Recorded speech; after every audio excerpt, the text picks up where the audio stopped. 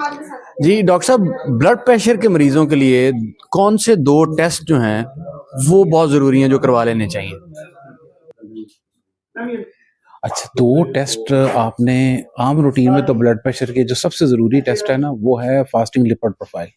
उसमें भी जो ख़ास तौर पे आपने देखना है वो ट्राइग्लिसराइड्स लेवल देखने हैं।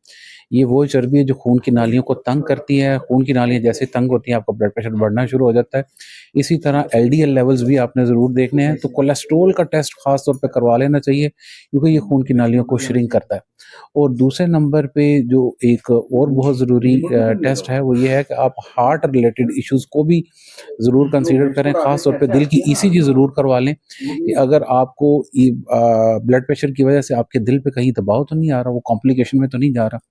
तो ये 2 टेस्ट जो हैं वो मेरा ख़्याल है कि एनुअली आपको ज़रूर 1 साल में 1 दफ़ा ज़रूर करवा लेना चाहिए तमाम ब्लड प्रेशर के मरीज़ों को। लेकिन यहाँ पे एक बात मैं बताना चाहूँगा कि ब्लड प्रेशर की ज़्यादातर रीज़न्स में ज़्यादातर जिनको ब्लड प्रेशर का मसला है, उसकी कोई रीज़न नहीं होती और बाज़ में ज़्यादातर सिर्फ़ स्ट्रेस का मसला होता है कि स्ट्रेस की वजह से ब्लड प्रेशर बढ़ जाता है। तो अपने आप को रिलैक्स रखें ताकि ब्लड प्रेशर से महफूज़ रहें।